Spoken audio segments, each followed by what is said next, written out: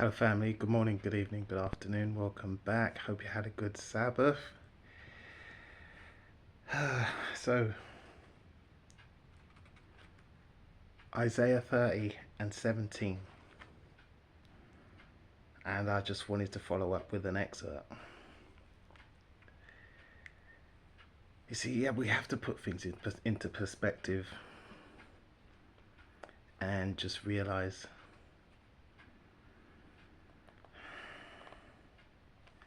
that basically the Europeans, they came, they saw, they conquered over the ages, right? But they were all pillaging one place, one race. They saw us as not even human, and they all put their differences aside and they all did what they did, basically. Meanwhile, just yesterday, they were at each other's throats, stealing off each other in a war, killing each other. Us now, we're arguing over what, oh, you're Hamites, oh, you're Africans, you're this, oh, you're West Indians, oh, you British, you black Brits, oh, you African Americans, oh, they're Muslims. It's ridiculous. It's ridiculous. And these feuds, Hamites, Ishmaelites, this was thousands of years ago. Do you see how ridiculous it looks now, and how it sounds, and how it looks?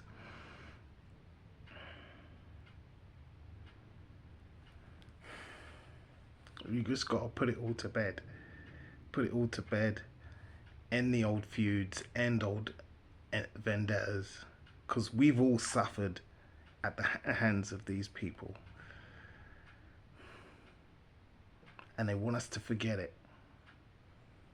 Just sweep it under the carpet and move on, pretend it didn't happen. So I just wanted to read this excerpt.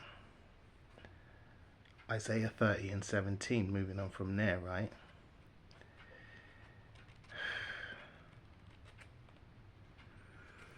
It speaks volumes.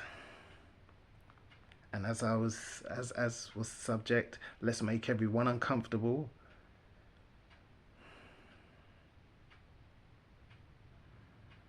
It's difficult for all of us. And let's answer some questions. You should have your own questions in the Bible. I shouldn't have to say which questions I'm answering. You should be listening.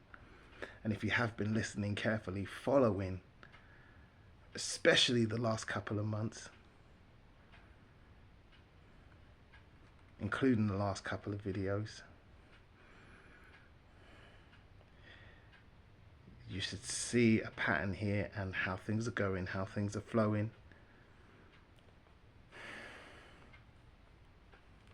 I know it's messy. I know there's no fancy videos added, no graphics, just raw story time. Like I said, just the average man talking to the average man. So this excerpt is from Exterminate All the Brutes by Sven Lindqvist. Sven Lindqvist was born in Stockholm, 1932, and has travelled extensively through Asia, Africa and Latin America. He is the author of numerous works of non-fiction, including Desert Divers, Terra Nullius, and A History of Bombing, all of which are available from Granta. Now 50 pages in is where I'm going to start. Basically it talks about a lot. And so he's just explained about the evolution of the gun. So if you've been following and you're smart and you're switched on, you know where I'm going, especially as I've just quoted, as we're looking at Isaiah 30 and 17, the invention of the gun.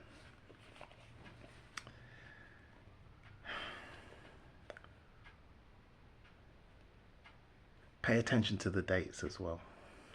So, right, let's get started.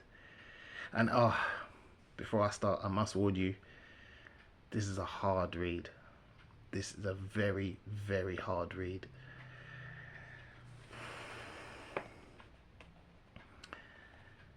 The new arms made it possible for a lone European traveller in Africa to practice almost unlimited brutality and go unpunished. The founder of the German East Africa colony, Karl Peters, describes in New Light on Dark Africa, 1891, how he forced the Wagogo people into submission. The chieftain's son came to Peter's camp and placed himself, quite embarrassed, in the entrance of Peter's tent. At my order to remove himself, he only replied with a wide grin and, quite untroubled, remained where he was. Peters then flogged him with the hippo whip, also known as the cat o' nine tails, similar to the one they whipped Jesus with, yeah? Yeshua.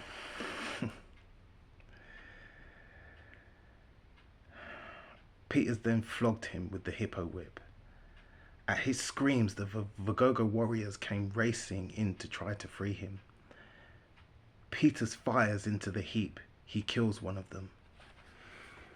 So imagine, not most people haven't really seen a gun, right? On the continent.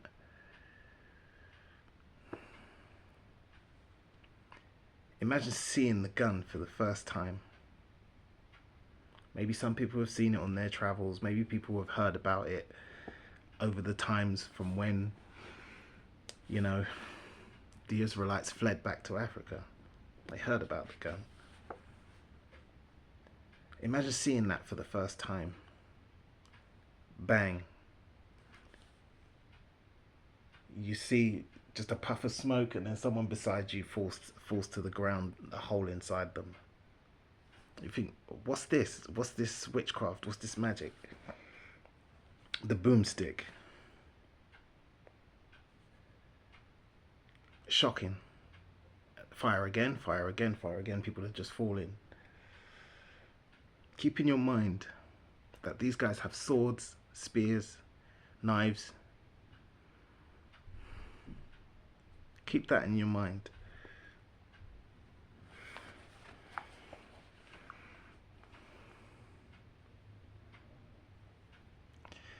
Peters fires into the heap and kills one of them.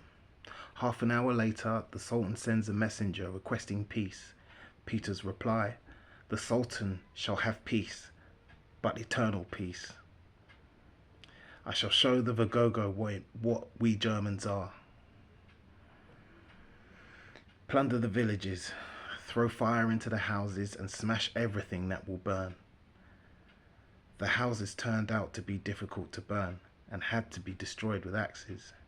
Meanwhile, the Wagogo gather and try to defend their homes. Peters says to them, I shall show you what kind of mob we have here before us. Stay here, and I alone shall put the Wagogo to flight." With these words, I walked toward them shouting, "Hurrah!" and hundreds of them ran like a flock of sheep. I do not mention this in any way to make our own circumstances as anything heroic, but only to show you what kind of people these Africans in general are, and what exaggerated ideas people in Europe have of their fighting abilities and the means required for their suppression. So we know these guys got swords, knives, spears, and he's all talking how superior they are, but you got a gun in your hand, mate. Always one step ahead, but boasting. About 3, I marched further south towards the other villages. Some spectacle everywhere, the same spectacle everywhere. After brief resistance, the Vigogo took flight. Torches were thrown into their houses, and axes worked to destroy all that the fire did not achieve. So by 4:30, 12 villages have been burned down. My gun had become so hot for so much firing, I could hardly hold it. Before Peters leaves the villages, he has the Vigogo told that now they know him a little better. He intends to stay as long as any one of them is still alive and any village is still standing and any ox remains to be taken away. Deuteronomy 28:31. The Sultan asks to hear the conditions for peace. Tell the Sultan I do not wish for any peace with him. The Vigogo are liars and must be eliminated from the earth. But if the Sultan wishes to be the slave to the Germans, then he and his people may possibly be allowed to live. At dawn, the Sultan sends 36 oxen and other gifts. I then persuaded myself to grant him a treaty in which he was placed under German supremacy. With the aid of these new weapons, colonial conquests became unprecedentedly cost-effective. In many cases, the expenses were largely limited to the cartridges needed for killings, like just ammunition, basically. Karl Peters was appointed German commissioner over the areas he had conquered. In the spring of 1897, he was brought to court in Berlin. His trial caused a scandal and received a great deal of attention, even in the British press. He was found guilty of the murder of a black mistress. What was actually being condemned was not the murder, but the sexual relationship. Innumerable murders Peters had committed during the conquest for the German East African colony were considered quite natural and unpunished.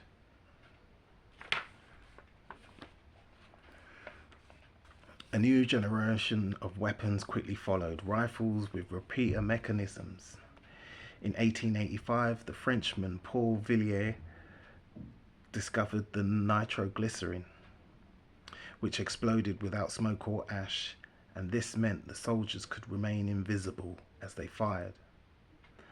Other advantages were its greater explosive effect and relative insensitivity to damp. The musket's caliber, 19mm, could be reduced to 8mm, which dramatically increased the accuracy of the weapon.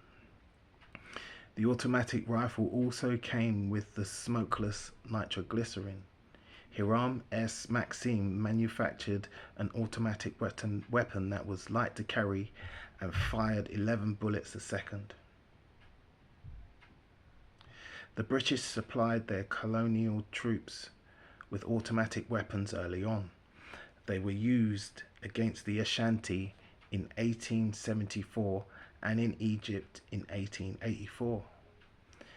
At the same time, with the Bessemer method and other new processes, steel had become so cheap it could be used for the manufacture of arms on a large scale. In Africa and Asia, on the other hand, local smiths could no longer make copies of the new weapons as they had none of the necessary material, industrially manufactured steel. At the end of the 1890s, the revolution of the rifle was complete. All European infantrymen could now fire lying down without being spotted, in all weathers. 15 shots in as many seconds at targets up to a distance of 1,000 yards. The new cartridges were particularly good for use in tropical climate, but on savages, the bullet did not always have the desired effect, for they often continued their charges even after being hit 4 or 5 times. The answer became the Dum Dum bullet, named after the factory in Dum Dum outside Calcutta, and patented in 1897. The lead core of the Dum Dum bullet explodes the casing, causing large painful wounds that do not heal well. The use of the Dum Dum bullets between civilized states was prohibited. The use of the Dum Dum bullets in civilized states was prohibited. So between them and their wars and everything, and their fights and their squabbles, nobody was allowed to use the Dum Dum bullets. They were reserved for big game hunting and colonial wars. At Omdurman in 1898, the whole new European arsenal was tested. Gunboats, automatic weapons, repeater rifles and Dum Dum bullets against a numerically superior and very determined enemy. One of the most cheerful depictors of war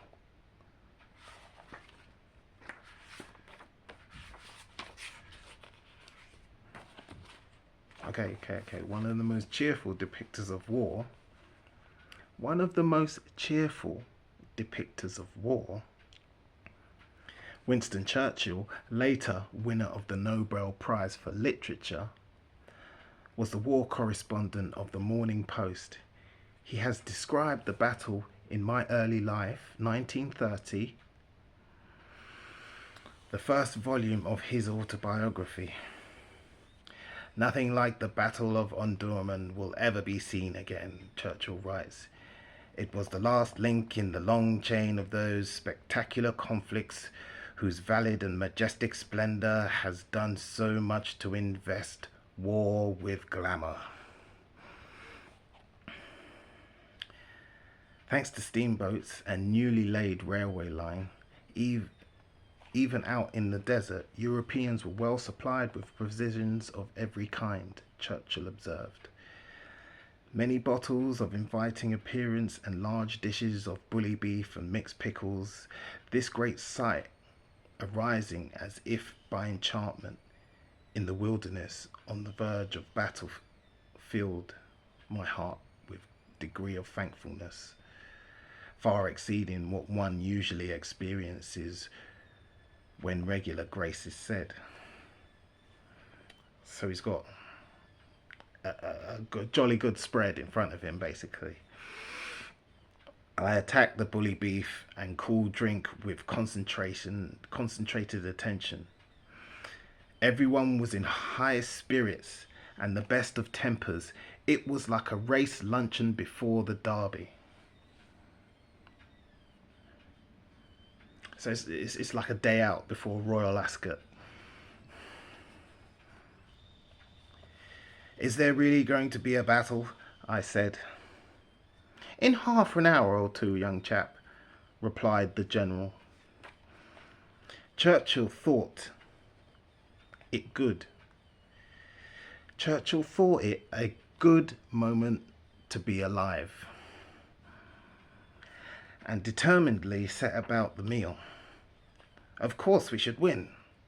Of course we should mow them down. But there was no encounter that day. Instead, they all concentrated on the preparations for dinner. A gunboat approached, and the officers, spotlessly attired in white uniforms, flung ashore a large bottle of champagne. Churchill waded into the water up to his knees and grabbed the precious gift, then bore it in triumph back to the mess. This kind of war was full of fascinating thrills. It was not like the Great War. Nobody expected to be killed. To the great mass of those who took part in the little wars of Britain in those vanished light-hearted days, this was only a sporting element in a splendid game. Unfortunately, the British often missed out on their splendid game. The opponents learned all too quickly that it was pointless to fight against modern weapons. They gave up before the British had the pleasure of wiping them out. Lord Garnet Wolseley, commander of the British troops in the First Ashanti War in 1874 to 76, met resistance and really enjoyed himself. It is only through experience of the sensation that we learn how intense, even in anticipation, is the rapture-giving delight which the attack upon the enemy affords. All other sensations are but as a tinkling of a bell in comparison to the throbbing of Big Ben. You see these attitudes? You see these attitudes? And it's not long ago. People say, oh, forget slavery, it was long ago. This is not long ago. This is just great-grandfathers.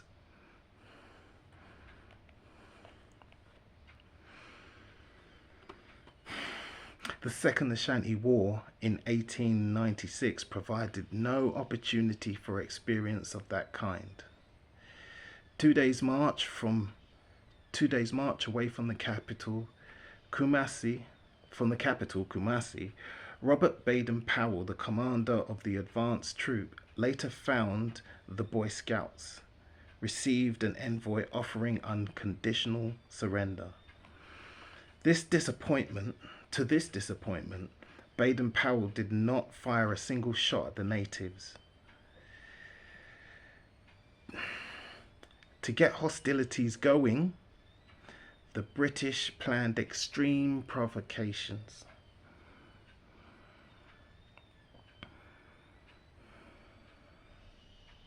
See what I'm trying to show you? This is what's coming and what's actually going on, what's happening now. These are the beginnings of it. This is what's coming, trying to draw us into a fight before it's time. This is why I say stay home, keep Sabbath, because it's not time for a fight yet. Love to draw people in to a fight before it's time. People who can't really defend themselves, people who aren't as strong as they are, who don't have the weaponry, they like to do this. They like to draw you into a fight, make an excuse. It's coming, it's coming.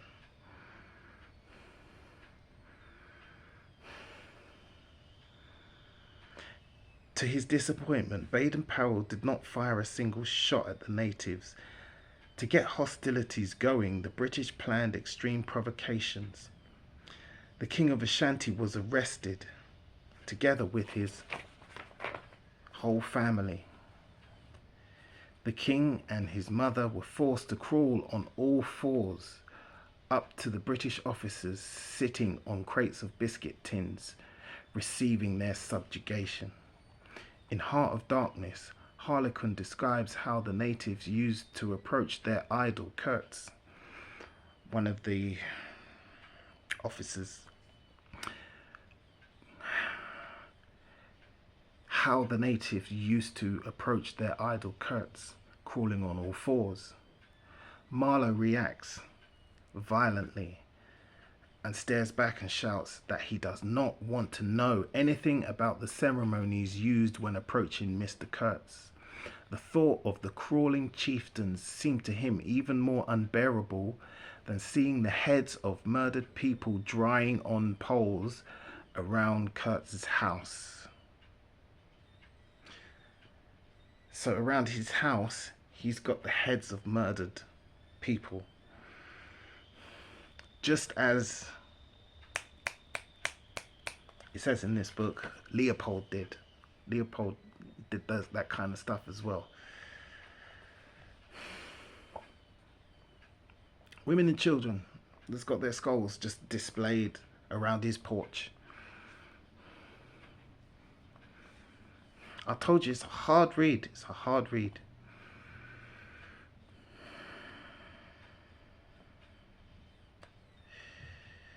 Marlowe reacts violently. He stares back and shouts that he does not want to know anything about the ceremonies used when approaching Mr. Kurtz.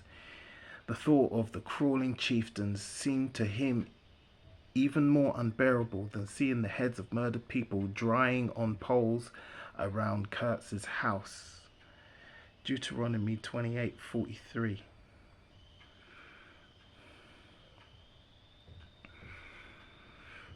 They will come up very high, you will come down very low.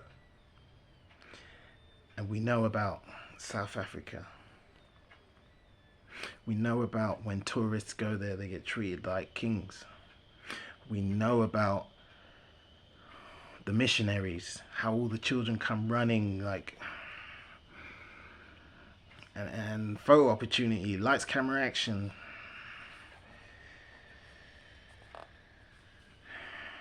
White savior syndrome. That's what it is today, but before it was really brutal and people feared for their lives. The reaction becomes comprehensible when you see the drawings of the ceremony in Kumasi 2 years earlier. The drawings were all over the illustrated press and are an expression of a racist arrogance that does not flinch from the extreme degradation of its opponents. This time, the British found no use for their weapons. They returned, sadly, to the coast. I thoroughly enjoyed the outing, Baden-Powell writes to his mother, except for the want of a fight, which I fear will preclude our getting any medals or decoration.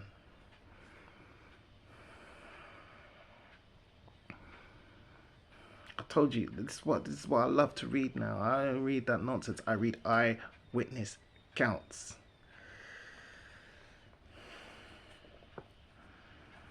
People who were there couldn't say nothing, but decided to write about it afterwards because they couldn't sleep. The guilt just hurt them too much.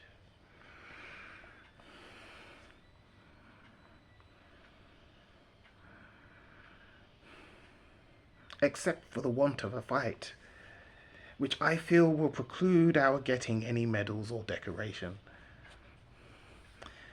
Sometimes, however, provocation did succeed. British consuls at the mouth of the Benin River had for years suggested that the Kingdom of Benin should be taken. Trade demanded it, and the expedition would pay for itself by plundering the King of Benin's store of ivory. But the Foreign Office nevertheless regarded it as too expensive. In November 1896, the suggestion was made again by the temporary consul, Lieutenant Phillips. Provisions and ammunition were ready for the assault scheduled for February-March 1897. On January 7th, 1897, the Foreign Office reply arrived. As usual, it was negative. But to be on the safe side, on January 2nd, Lieutenant Phillips had already set off with 9 other white men and 200 African bearers on a courtesy visiting to the King of Benin.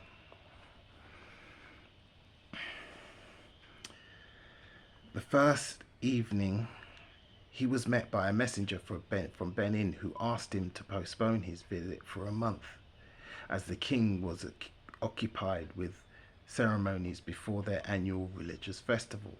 Phillips went on. The following evening, more representatives from Benin came and pleaded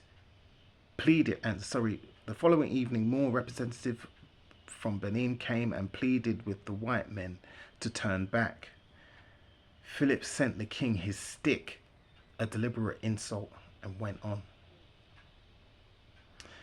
The next day, January 4th, 8 white men, including Phillips and their bearers, were killed in an ambush.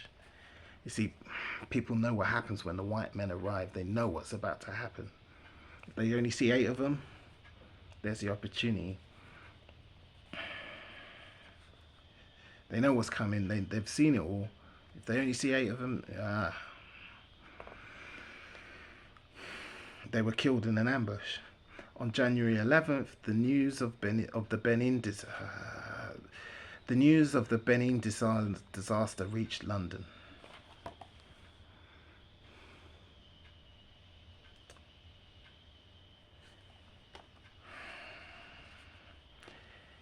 See, remember I taught earlier, I just mentioned about drawing us into the fight, any excuse.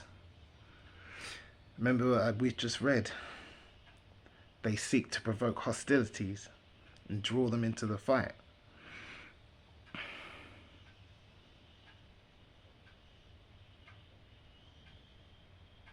Now, months ago, when everyone was talking about the conscription,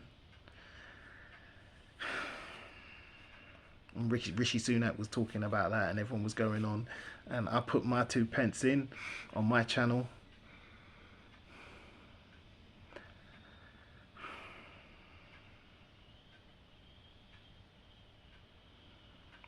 Go back and watch it. I can't say. Just go back and watch it. The next day, January 4th, 8 white men, including Phillips and their bearers, were killed in an ambush. On January 11th, the news of the Benin disaster reached London. The press raged and demanded revenge.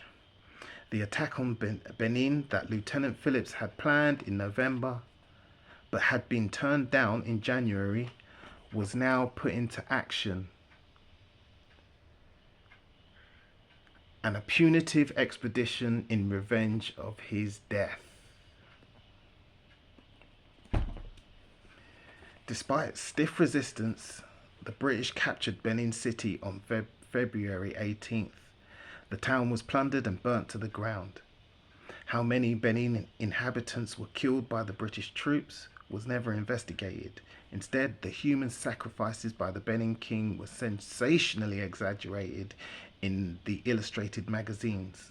Skulls glowing like wood anemones on the ground were clearly evidence that no inhabitant of Benin ever died of a natural death. In Captain R.H. Bacon's book, Benin, the City of Blood, 1897, the crucified who hung with ripped open bellies were the real reason for civilization conquering in Benin. What is certain that when the first readers of Joseph Conrad's Heart of Darkness read 2 years later that Kurtz had allowed himself to be worshipped as a god and participated in unspeakable rites, it was the pictures from Benin that the readers saw in their mind's eye. Then they remembered descriptions of the stench of mass graves into which the dead and the living were thrown together, and of the idols covered with dried blood. The idols are today reckoned to be the outstanding masterpieces of world art, the Benin bronzes. The idols today are reckoned to be an astounding masterpieces of world art, but the press accounts of Benin as the special hell of the dark races were so powerful, the British could not see the artistic value of the sculptures. They were sold in London as curios to pay for the cost of the punitive expedition. German museums bought them cheaply. You could say as Deuteronomy 28:29, robbed and oppressed continually. But you see, as over the years, Germans bought them cheaply, and as they were passed around, they became more and more expensive, more and more expensive. See, these people were getting a lashing for their idols and all the idolatry and all the stuff which the Most High spoke about. You know, I will give you over to a terrible people, a people of fierce countenance, you know. But you're just being used.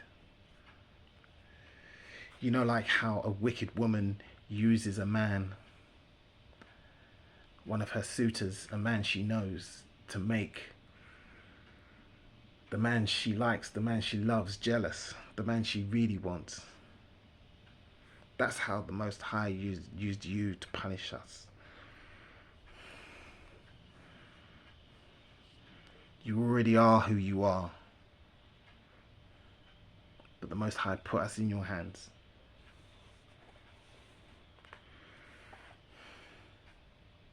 but not for the deep, deep, deep, deep, deep wickedness.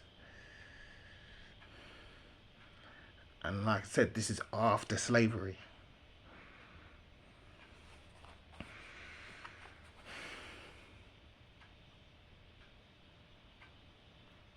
And now, what now? We're all coming out of this. We're all waking up, looking to go back to the old ways. They're giving back. They're giving back the idols, aren't they? They're giving back the idols. Put your emotions away, family. Put your thinking caps on. It allows you to do this when you just let it float away. It's all part of the divine plan. What did the king of Benin feel as he was hunted like a wild animal in the forests while his capital was going up in flames? What did the king of Ashanti feel as he crawled up to kiss the boots of his British overlords? No one asked them. No one listened to those whom the weapons of the gods subjugated. Only very rarely do we hear them speak. At the end of the 1880s, the British South Africa Company advanced from the south into the Matabele land in today's Zimbabwe. In 1894, the Matabele people were conquered. The company shared their grazing lands out to white agents and adventurers. You see how much you took for free. And then you sold.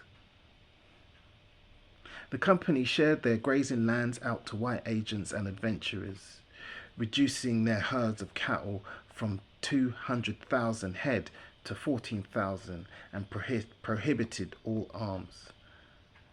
White death patrols ruled with martial law. Labour was forcibly recruited and anyone who protested was immediately shot. So in the West, slavery is abolished. Yay!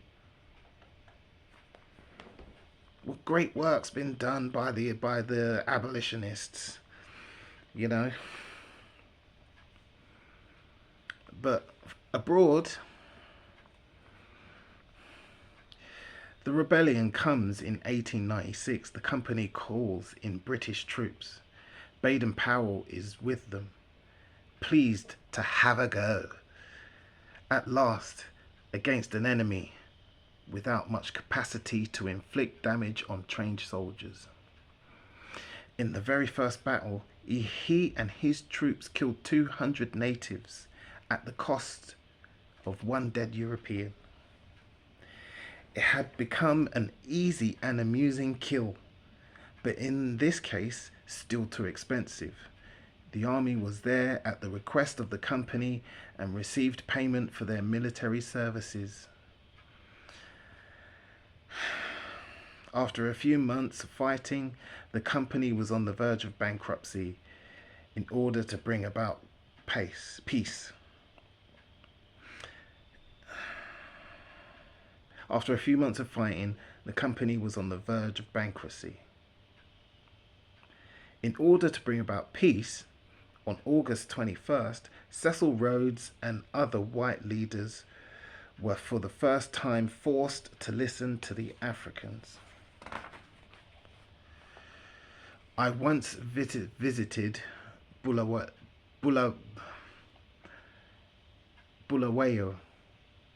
said Samabulano.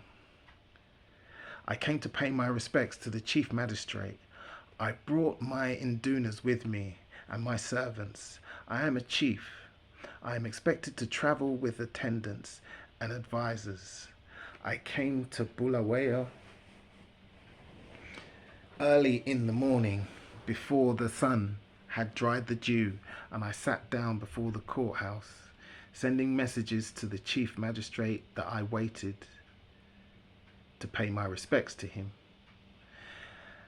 And so I sat until the evening shadows were long, and then I sent again to the chief magistrate, and I told him that I did not wish to hurry him in any unmannerly way. So he's sat there waiting like for this dude.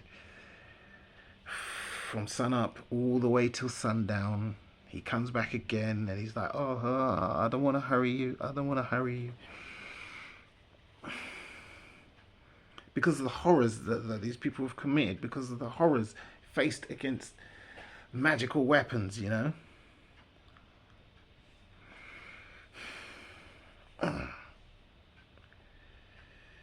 I do not wish to hurry you in any unmannerly way. I would wait his pleasure, but my people were hungry.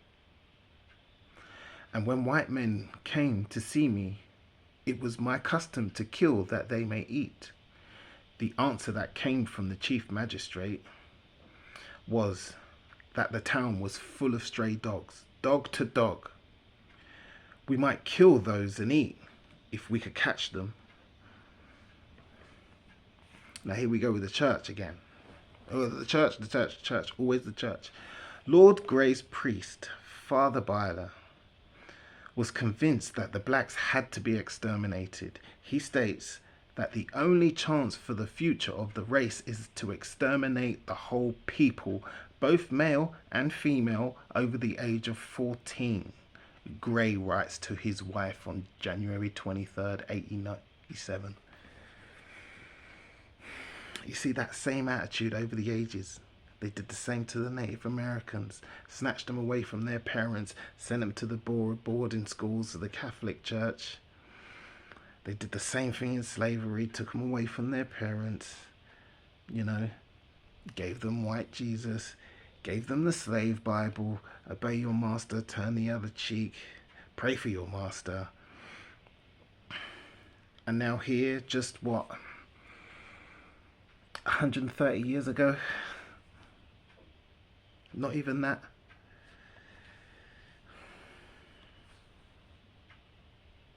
Take away, kill all the adults and work on the everyone else under 14. See, I tell you, it's different times now. It's different times. They have to stop with the brutality, but you see the same playbook, but coming in the name of help and health and education. See how they're working on the children now, slowly. Young people, we hear is young people, the future. Young people, young people. How about you fix things now with us in our late 30s, 40s and 50s? We are the backbone right now. We are now. Young people change their mind like this. They don't know where they're going, where they're staying. How many people have I come across? They studied this, they're working that. They studied this, they're working there.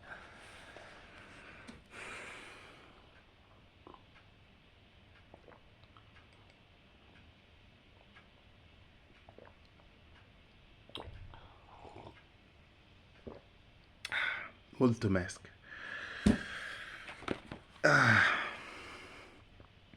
Where was I? Sorry, went on a proper rant there. Yeah, the church. He himself did not wish to accept such a pessimistic conclusion, but the idea of extermination was near to hand, produced again and again in the white man's press. African leaders were quite aware of the risk of their people being exterminated. Samobulano himself took up the threat to extermination in his speech at the peace negotiations. You came, you conquered. The strongest takes the land. We accept your rule.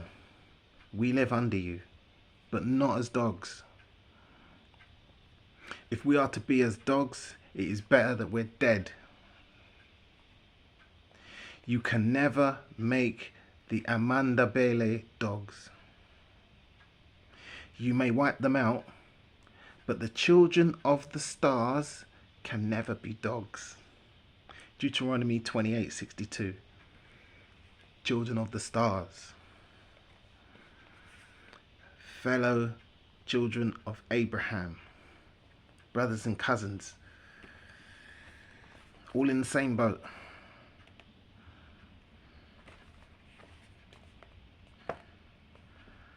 You see, the Most High is really watching how you're bringing it. You got your own channel, your own Hebrew Israelite channel. He's really watching how you're bringing out his book. And you're there, oh, Hamites, oh, Ishmaelites, oh, we're not them. Da, da, da, da, da, da.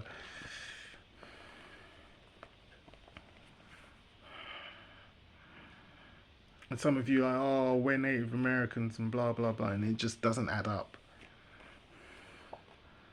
And the only conclusion left is like, you guys, you're agents, man. You must be agents by now because you're reading a different book.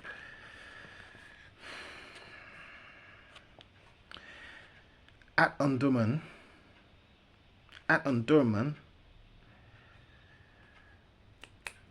Sudan. You see? Sudan. At Omdurman, Sudan, the strongest African military resistance was crushed. Yeah, they're Sudanese. Yes, they're Muslims. But if we go back, we know that a lot of Hebrews had to go to Islam. It was either Islam or it was Catholicism.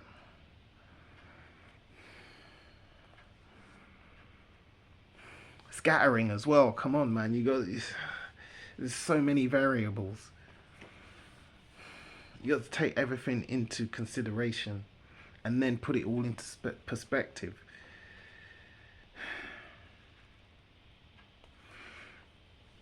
At Omdurman, the strongest African military resistance was crushed. The battle can best be followed in the book Churchill wrote immediately after the experience, The River War, 1899. The morning of September 2nd, 1898, the following occurred. Excuse me. Remember Isaiah 30 and 17. The white flags were nearly over the crest. In another minute, they would become visible to the batteries.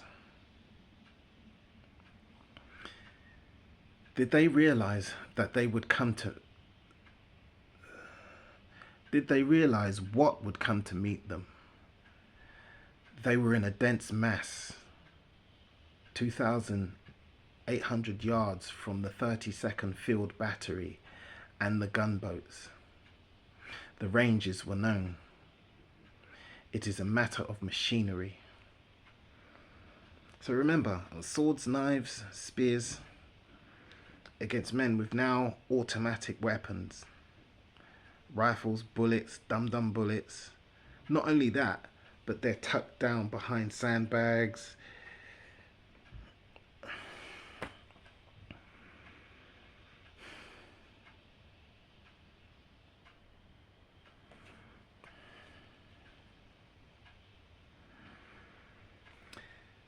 The mind was fascinated by the impending horror. I could see it coming. In a few seconds, swift destruction would crush on these brave men. They topped the crest and drew out into full view of the whole army. Their white banners made them conspicuous above all. As they saw the camp of their enemies, they discharged their rifles with a great roar of musketry and quickened their pace.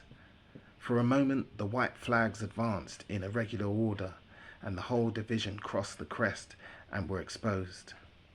About 20 shells struck them in the first minute. Some burst high in the air, others exactly in their faces. Others again plunged into the sand, and exploding dashed clouds of red blood, splinters and bullets amid the ranks.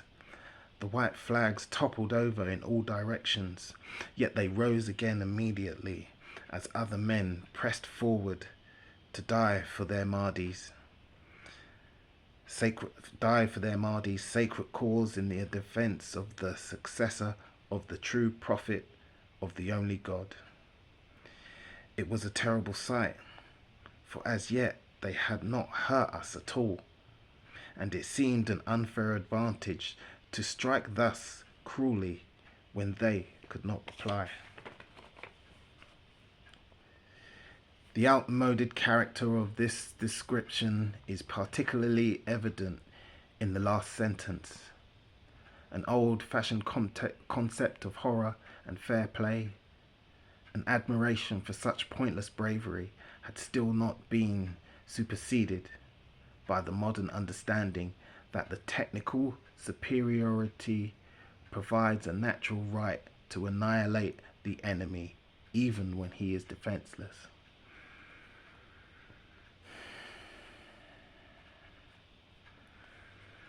You see this Jeremiah 50:51. You see how it comes back.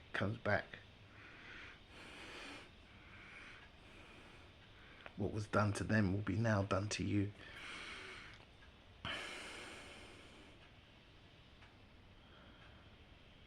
An admiration for such pointless bravery had still not been superseded by the modern understanding that technical superiority provides a natural right to annihilate the enemy even when he is defenseless.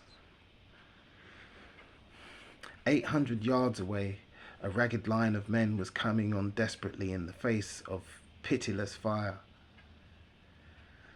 Churchill goes on. White banners tossing and collapsing, white figures subsiding in dozens. So these are like Muslims in their traditional dress. They've got their heads wrapped, they got their robes on, their swords, and they got their flags waving, the same ones like kind of Hamas wave.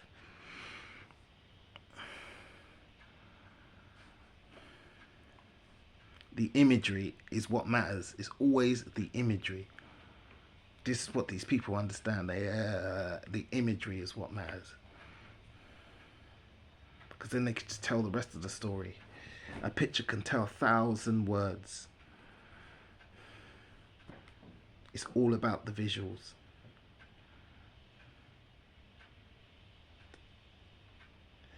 White banners tossing and collapsing, white figures subsiding in dozens. The infantrymen fired steadily and stolidly, without hurry or excitement, for the enemy were far away. Besides, the soldiers were interested in the work and took great pains, but presently the mere physical act became tedious. The rifles grew hot, so hot they had to be exchanged for those of the reserve companies. The Maxim guns exhausted all the water in their jackets. The empty cartridge cases tinkling to the ground and formed small but growing heaps around each man. And all the time, out on the plain, on the other side, the bullets were shearing through flesh, smashing and splintering bone. Blood spouted from terrible wounds. Valiant men were struggling all through a hell of whistling metal, exploding shells, and spurting dust. Suffering, despairing, dying. Churchill's empathy with the opponent's situation was not concerned with an enemy in wild flight away from there. This concerned a still attacking enemy who, if not stopped in a short while, would have shown themselves to be superior. So they kept coming. There's so many of them. All this time he's been writing like without a single shred of empathy. But now you see the determination. They keep coming. They haven't even touched a single man yet. Their fellow soldiers are falling. Shells are exploding. And they're coming relentlessly. They got no choice. It's either submit and let these people oppress, rape, pillage, and kill you like dogs in the street, or you fight to the death.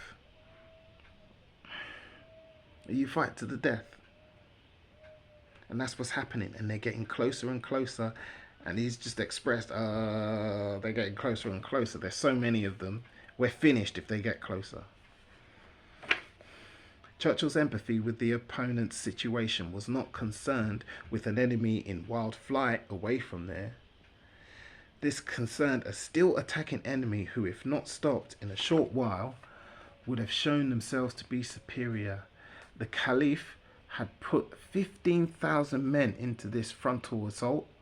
Churchill finds the plan of attack wise and well thought out, except on one vital point.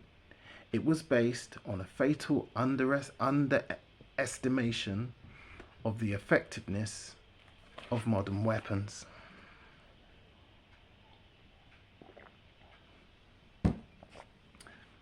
Meanwhile, the great Dervish army, which had advanced at sunrise in hope and courage, fled in utter rout, pursued by the 21st Lancers, and leaving more than 9,000 warriors dead and even greater numbers wounded behind them. Deuteronomy 28, 25 and 26, your bodies will be left on the ground for the birds to eat. And then you go to the book of Revelations. Say to the birds of the sky and to the animals and to the beasts of the field, come and eat the flesh of kings.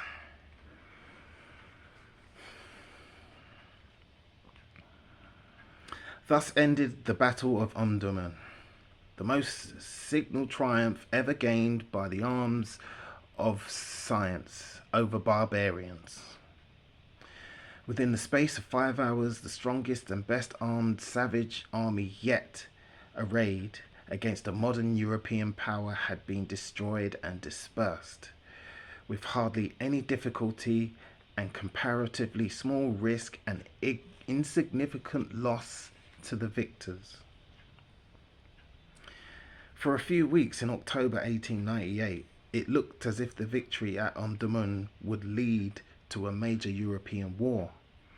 The French had dug in at the little outpost at Fashoda, south of Omdurman, and demanded a share of the booty Kitchener had gained.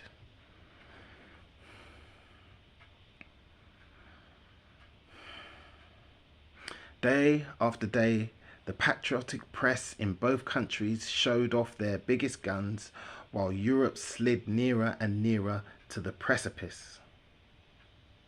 But finally, on November 4th, at a major gala dinner in London, at which Kitchener received a signia of victory, a gold sword in monstrous bad taste, because they didn't fight sword to sword, the news came that the French had given way. The Fashoda crisis was over. Great Britain remained the undisputed superpower, and the great poet of imperialism, Rudyard Kipling, wrote, "Take up the white man's burden, send forth the best ye breed, go bind your sons to exile, to serve your captives' need." While Kipling was writing The White Man's Burden, Joseph Conrad was writing Heart of Darkness. The leading expression of imperialist ideology appeared at the same time as its opposite pole in the world of writing. Both works were created under the influence of the Battle of Omdurman. Already in An Outcast of the Islands, 1896, Conrad had described what it felt like to be shot at by naval guns. Around Babalachi, the ground is slippery with blood, the houses in flames, women screaming, children crying, the dying gasping for breath. They die helpless, stricken down before they could see their enemy. Their courage is in vain against an invisible and unreachable opponent. The invisibility of the attackers is remembered far later in the novel by one of the survivors. First they came, the invisible whites, and dealt death from afar. Few Western writers have described with greater empathy the helpless rage when faced with superior forces killing without having to go ashore. victorious without even being present. The novel that had just been published when the Battle of Omdurman was taking place in Heart of Darkness, written during the patriotic delirium after Kitchener's homecoming, Conrad opens the Imperial toolbox and one after another examines what the historian Daniel Arch Hedricks calls the tools of imperialism.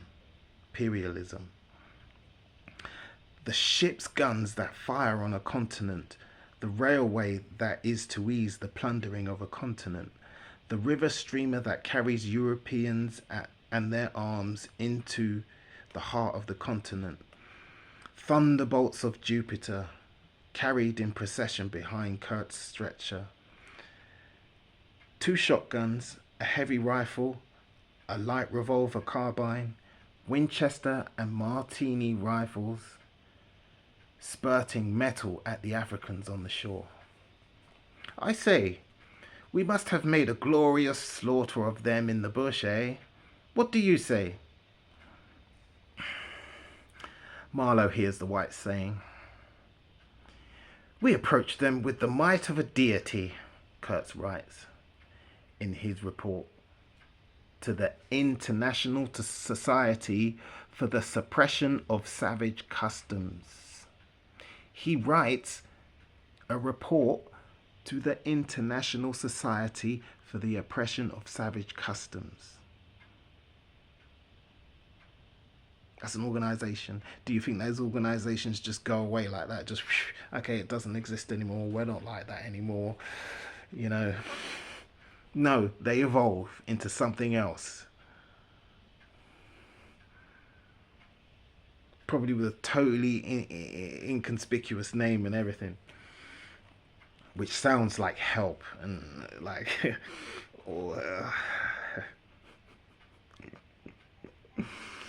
International Society for the Suppression of Savage Customs. We approach them with the might of a deity. He means the weapons. They provided divine power. In Kipling's verse, the imperial task is an ethical imperative. That is also how it is depicted by Kurtz, who surrounds himself in a cloud of Kipling-esque rhetoric. Only in a footnote to his torrent do we see that the task truly is, for Kurtz as well as for Kitchener, at the inner station as well as at Omdurman, the task is exterminate all the brutes.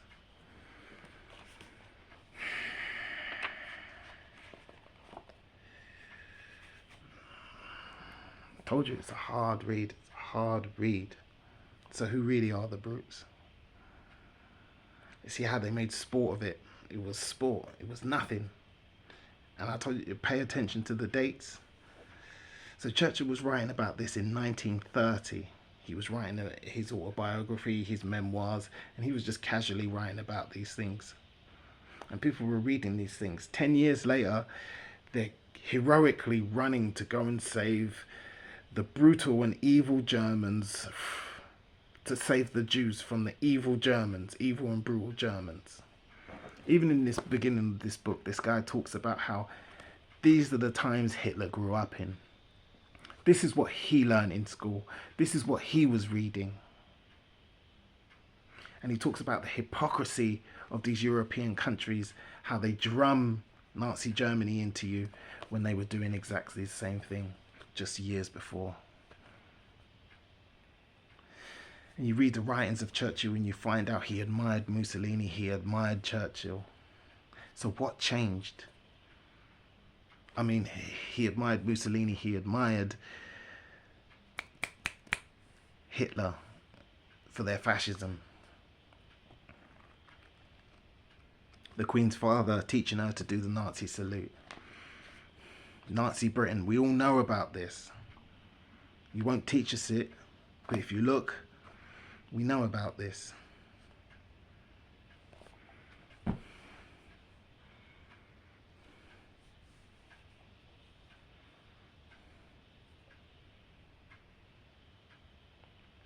And then when we're in school, we go on historical day trips and we look at these statues, we look at the plaques, we hear of the names and the events and the galas, the awards, the medals, the books written about these men. The titles of some of these books is just like,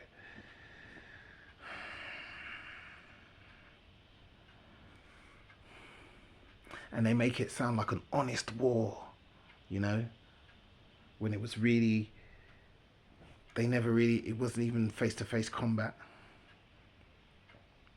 It was not rifle to rifle, it was not sword to sword, it was rifles, long range rifles, shells, automatic weapons against men with swords. And when they come back, medals and honors, titles, and written into the history books as heroes.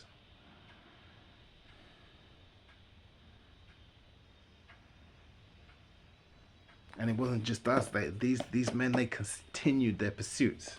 They went on and on and on and on. Wolseley and Kitchener and all these kind of guys. They went on and on and on.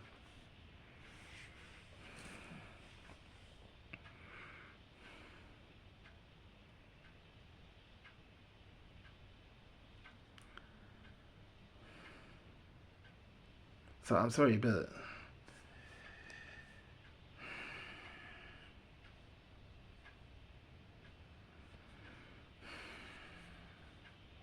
it's really difficult. And what's shocking, what smashed me hard, like, and I was just blown away. It's one of them things where you just have to say, wow.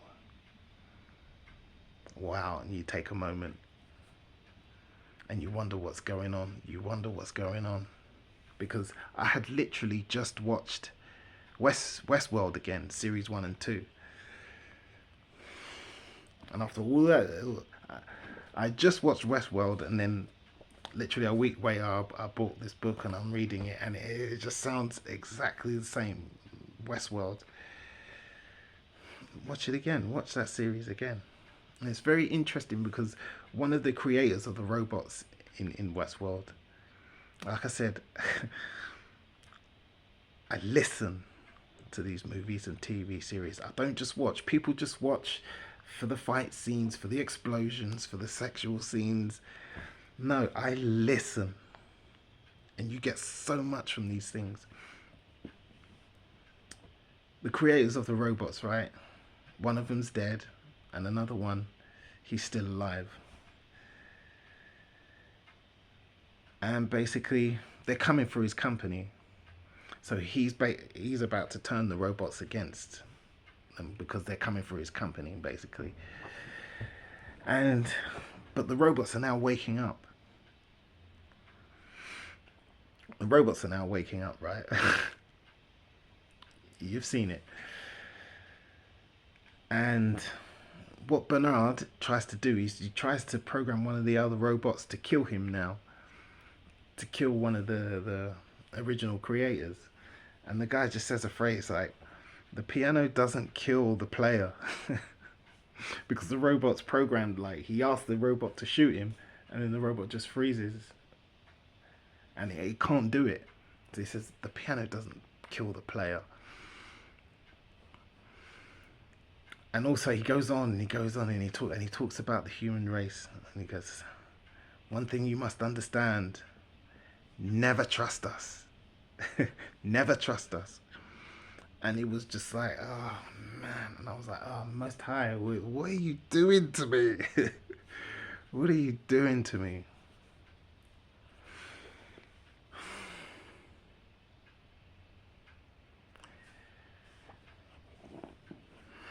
There's a sense of urgency, a true sense of urgency. Yes, all nations have to drink from the cup of affliction. All nations have to drink from the cup of affliction. But the West, the West has huge jugs of wormwood on your tables. and pint glasses to drink from. I'm sorry, I'm sorry. But we have to tell you the truth.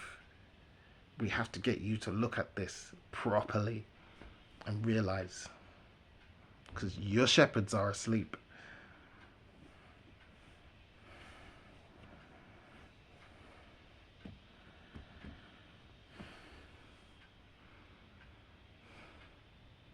So the question is, after knowing all this, what are you gonna do?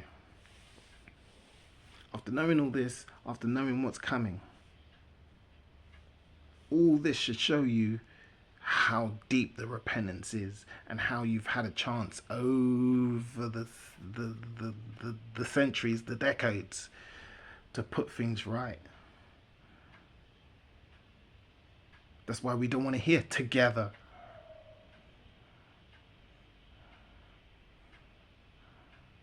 We'd be fools to trust you.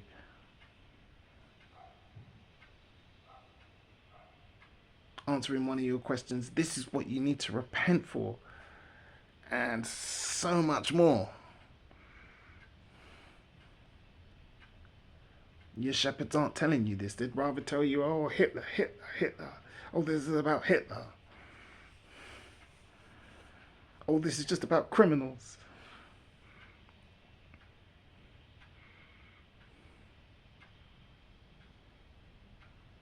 The question is now, what are you gonna do? Knowing what's happened, knowing what's happening, and knowing what's coming. What are you gonna do? You have the chance to prove to us that you're not our enemies, that you're not who this book says you are. You'll have the chance.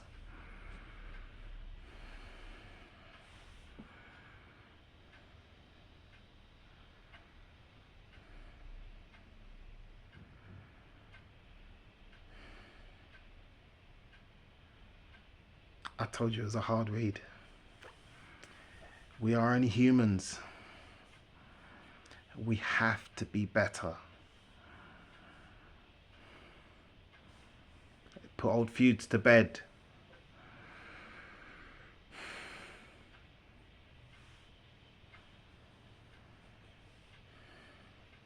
You had a chance to put it right. You still have the chance. But if you don't admit the truth,